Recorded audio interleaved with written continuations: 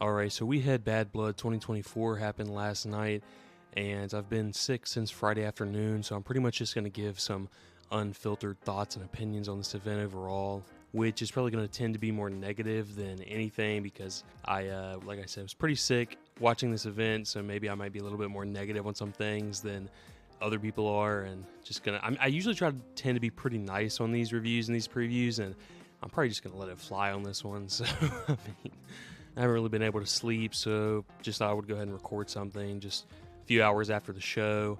And, it's probably a combination of being super sick and also the massive return that is garnering national media attention. Hollywood's been covering it, and there's been a ton of posts and buzz about it, about the return at the end of the show. And I'm, of course, talking about Jimmy Uso, Big James Uso, Big Jimmy Uso at the end of the show. Obviously a massive return for the WWE. Everybody's buzzing about it, and super excited to get him back in the fold. I can't remember if anything else happened at the end of the show, but that's kind of just at the top of my head, really, as we start this review. No, my opinions probably fall with the general consensus, really, on this one. I thought it was a pretty average show, and it's not one of these average shows that is, everything's pretty watchable, but there's nothing that really stands out that's fantastic, and that was kind of the opposite on the show. And you obviously had a phenomenal match that was on the card, and then there was another match that I thought was so bad that it was very, very good and had me very entertained. And I thought there was another horrible match that was not entertaining. And then the other two matches I thought were just pretty boring. They were worked pretty well, but there was just not really much to them, and I wasn't super invested. So I'll run through the entire card and give my thoughts on everything. But clearly the best match on the show that I was talking about was obviously going to be the opener. It was CM Punk defeating Drew McIntyre in a Hell in a Cell. I think it was a little over 30 minutes long, and this is everything that I've been wanting from this feud from the jump. It was just brutal, violent, super intense. Punk was obviously really, really good here, but Drew McIntyre is generational. I mean, this guy he put his body on the line and took some absolutely insane bumps in this one. Both these guys were gushing blood. They were laying their shots in. There were bruises on their face and their back, just crimson mask all over. I mean, this is exactly what you want from these two, especially at the culmination of such a long and well-built feud. Like I talked about in the preview, I thought that the recent build-up had not been as strong as the original, but this match was incredible and it fully delivered. I think like 4.5 stars, 4.75. The only thing that I really didn't like, and this has been consistent with me since the story started, and that is the beads element. I thought it was very corny and very funny that he pulled out beads and dropped them all over Punk, and then Punk shoved them in his mouth. I mean, like, I can do without that. I mean, overall, besides that, it was an incredible match. I thought everything was really, really good in it. I mean, the bump that McIntyre took after he poured the beads on him, and the tailbone right onto the steel steps was just absolutely nuts. I couldn't believe that. The steel steps to the skull from both guys, the toolbox that they introduced, they were doing unprotected toolbox shots. Let's hope it was gimmicked a little bit. Yeah, I mean, overall, this was just incredible. I've said that a few times now, but there's really not much more to say. I think the only people who wouldn't be able to like this are people who are like squeamish or don't enjoy like blood in their wrestling or super violent wrestling. And if you don't like that, then this match was never going to be for you.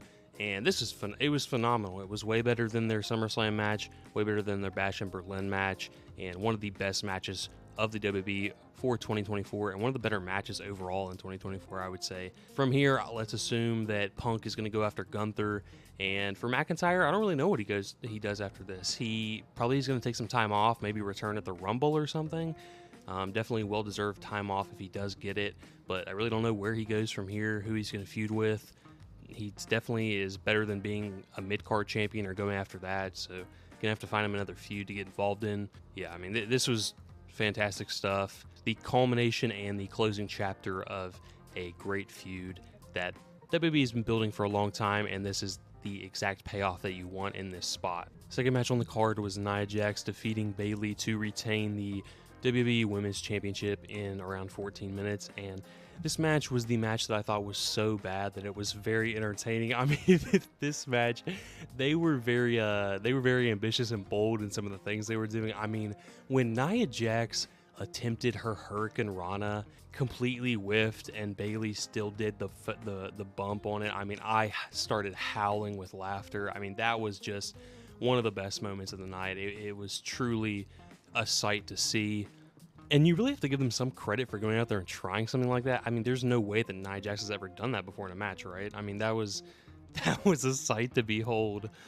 And they also did, it was like, I don't even know what they were going for a pop-up like Samoan drop, but Nia Jax popped her up for it, and she couldn't really get up, and Bayley couldn't really get up there, and so it kind of turned into like a side Samoan power bomb. I mean, it looked so bad, but again, it was so hilarious to me. I just thought it was great. Then Nia Jax hit these like weak looking power bombs in the steel steps on the outside, and then they roll back in. I don't even know what would like. Then they did a ref bump that is one for the ages.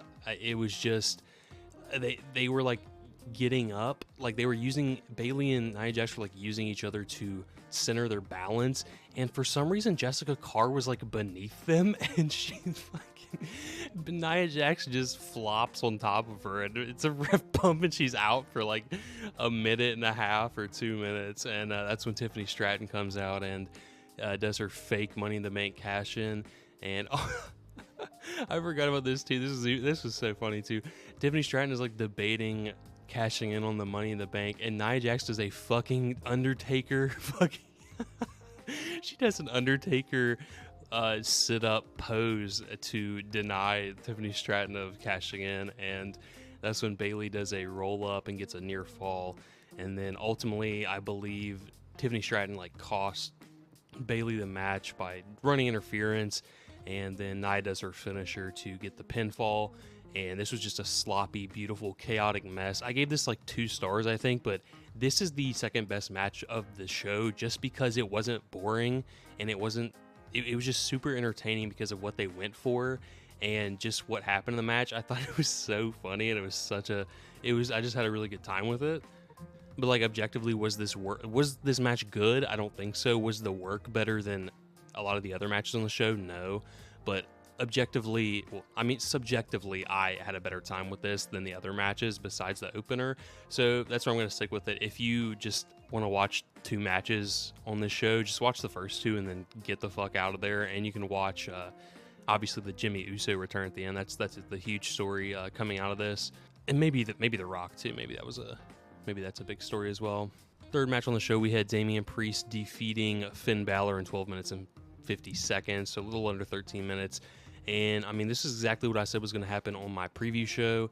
Again, I pretty much nailed everything that I talked about on the preview show, except I had Liv Morgan beating Rhea Ripley, but I did say that I liked Rhea Ripley as an underdog play, and we'll get to that match next. But going back to this match, the Damian Priest and Finn Bálor match, the work was fine in this. I just thought it was really boring. There was just nothing exciting, and there wasn't a lot of crowd heat. The story going into this wasn't that good. And again, I tried to warn all you Finn Bálor guys out there, all you Finn Bálor guys and girls out there, is that they just don't see this guy as a main event player. And this was even driven home further. I mean, this is literally exactly what I said was going to happen. They are not going to give Finn Bálor a pinfall win over Damian Priest. Damian Priest no-sells 3 coup de grace from Finn Bálor on the back of his head, catches him in a chokeslam and beats him after he disposed of Carlito and JD McDonough. I mean, the New Judgment Day just looked like absolute clowns. I know they're supposed to be heels, but you would want to give them some type of credibility, and they just don't. They continuously either cheat to beat like the LWO, or they cheat and lose to Damian Priest, beats him 3-on-1. And yeah, I mean, this was just a complete fucking burial of Finn Bálor. I mean, this is what I said was going to happen. I don't know what people expected. Finn Balor's not going to be a world champion. People just have to admit that now. I know people were kind of excited after this new Judgment Day and thinking that Finn Bálor was maybe going to get a push, but I mean, clearly he's not. I mean, Damian Priest just beat him 3-on-1, clean as a sheet. Yeah, I mean, this was pretty much exactly what I expected. I wanted to see better from these two because I do think Damian Priest has been putting on a really good matches during his world title run and even a little bit after that, just on Raw and stuff. But yeah, I mean, this was just a whatever match. It felt like a Raw match to me, and I didn't really have much to say about it. It was just pretty boring. Then we had an absolute dog shit match in the semi-main event. We had Liv Morgan, no, we didn't. Liv Morgan didn't win. We had Rhea Ripley defeating Liv Morgan by DQ in 14 minutes and 32 seconds. And if you are going to do these 5-match PLEs, pay-per-views, events, whatever you want to call them, you cannot do a fucking DQ finish, especially one that's this bad. You cannot do a fucking DQ finish. I find DQ finishes fine on weekly television if they're done properly and they lead to bigger things in the overall story picture, but this is on a 5-match PLE. It wasn't even executed well. It was completely fucking botched, and it was just a fucking mess. And I mean, the booking decision here is just completely baffling. I mean, it's clear what they wanted to have happen here. They didn't want to have Rhea Ripley take another pinfall loss to Liv Morgan, and they just wanted, they needed a different way to get out of this. They didn't want to have Liv just beat her, and they wanted this to continue even further, which I thought was going to happen, but I thought that they would just have interference and Liv winning again, but they clearly didn't want to go that route. And just seeing the online perception, I think even people that are into this story did not like this match or the finish. And me personally, I'm just totally out on this story. I don't care who Dom wants to fuck. I don't care that Rhea Ripley is sad that Dom doesn't want to be with her anymore. I don't care about this power couple that always fucking lose and are just not entertained. Like, I don't care. And I mean, I know other people are into this storyline, but I simply do not care. Like, we had Liv Morgan would put a rest hold, like a fucking side headlock, and we'd get a camera shot of Liv Morgan in the rest hold. And then in the background, it was Dom Mysterio in the shark cage, like making faces. Like, I just don't want to see that in my wrestling. Like, it's just not entertaining to me. And Dom fell out of the shark cage, and like he was strung up by his leg. And then this was so absurd. We had the ref cam in this match, which I don't know how far that's going to go in the production, but this was so bizarre. Like, Dom falls out of the cage, and he's tied up by his leg, and then Rhea tells the ref, I'm not gonna attempt the accent. She tells him, I've got unfinished business. Let me go beat Dom's ass, essentially. And he said, yep. And the ref goes, yep, fair enough. That you've earned that. What? He's supposed to be an impartial referee. Why is he saying this is fine to go out there and beat his ass? Like, what is going on here? I mean, this was so bizarre. I didn't understand this at all. It caught me off guard. Like, why is the ref like this? Is, I don't know. This was weird. And I'm just watching like this was so bizarre. Like, the finish of the match is Rhea Ripley goes outside to beat Dom with the cane, the kendo stick, and the ref is like coming to the outside to like stop her after he already like gave her the green light to go. And the finish was completely botched here.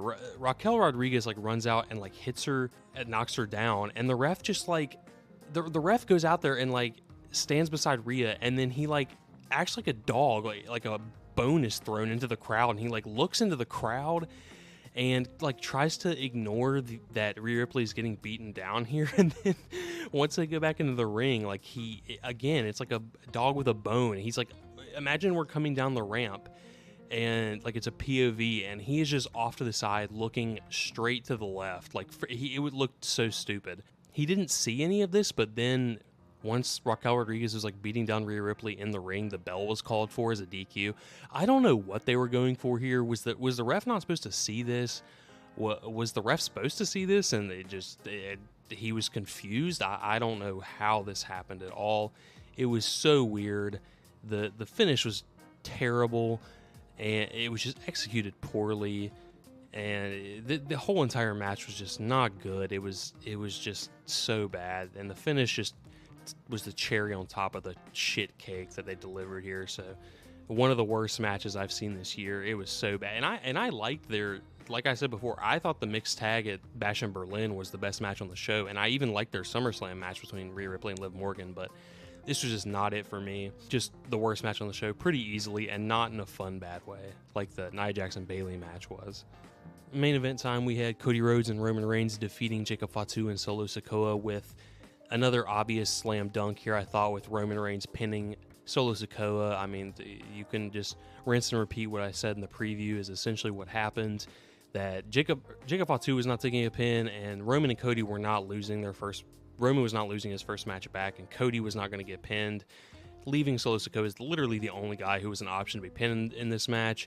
I mean, this was a hard one for me to even stay awake for. The work in it was fine. It was solid. Roman's offense was pretty good as a babyface, but the long solo control portions are just brutal to get through. The crowd was chanting, "You can't wrestle." I'm sure people are going to say that this is great heat on this guy and he's doing his job as a heel, which couldn't be further from the truth. I mean, this guy is just not a main event level talent at this point in his career.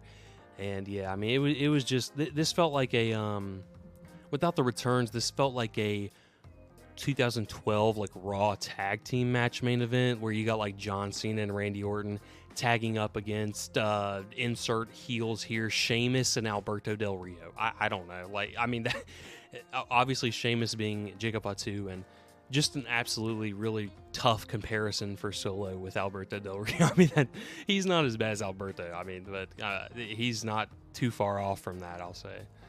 But yeah, again, for me, this is one of these matches where you're just waiting for the big returns, and eventually they did happen. Jimmy Uso makes his return after he has a hoodie on, and they're like, "That's a guy in a hoodie," and he hits 2 super kicks on Tonga Loa and Tama Tonga, who came out to help the Bloodline. And so Jimmy Uso's back. I don't care about Jimmy Uso being back. If they put him in a tag team role, that's fine, but I don't care about this guy being a big like solo singles competitor. I mean, I saw guys on Twitter like, which one are you more excited for? The Rock, Jimmy Uso, Charlotte, or Alexa Bliss returns? Like, are we fucking serious? Like, come on. Like, Jimmy Uso or The Rock? Like, are you fucking kidding me? Like, come on, bro. Like, what are we doing? And then there's also a post that was like, are you down for this? And it was like Jey Uso, Intercontinental Champion, Jimmy Uso, United States Champion. And it was like pitching a singles match between the two. It's like, oh my, like, I mean, the last match these two had were one of the worst WrestleMania matches of all time. So, like, why are we pitching this? So yeah, Solo takes the pin here. Roman and Cody win. And after the match, the Bloodline are beating down Cody, and Jimmy and Roman make the save. And then they're kind of all staring at each other at the end. And then, obviously, I was joking at the top, the massive return and implications of Mr. Dwayne "The Rock" Johnson coming out at the end with his fake world championship and raising his eyebrow. And that's how we end the show, with The Rock returning, Jimmy Uso returning, and Cody Rhodes and Roman Reigns standing tall. Obviously, this is the direction they're going to go for, you know, the big shows coming out of this. And obviously, the WrestleMania main event is going to be heavily implied with these three. Not sure what direction they're going to go. People are saying triple threat. Could see that, but we'll see where they go from here. And then after the show, there was a video circulating with Kevin Owens attacking Cody Rhodes after the show. I thought this was kind of weird at first, but I guess, you know, they're them doing something new and original, and they obviously know this is going to get buzz on social media after the fact, so I don't hate this move from them. They're obviously going to show it on SmackDown or maybe even Raw. I would assume SmackDown, though. And this is going to be a storyline, so I guess Kevin Owens turned heel off screen. So we'll see where that goes. But yeah, that is the review of the event. Hopefully it wasn't too mean, but this was kind of just like my unfiltered, like I said, off the top opinions on the matter and what I thought of the show overall and in general. I'd probably give it like a 5 out of 10. Super average show with some high. There was just one high, and then I guess the second match was a high for me too. But then the rest were kind of lows. But yeah, overall, 5 out of 10 show from WWE. I'd probably say it's one of their worst PLEs in a while, but it was still enjoyable for what it was. These are always going to be kind of enjoyable just due to the fact that they're 5-match shows, and generally that's where they have their best storylines and matches placed. But yeah, that's going to do it for me. Make sure to leave a like and subscribe, and I will talk to you all again soon. See ya.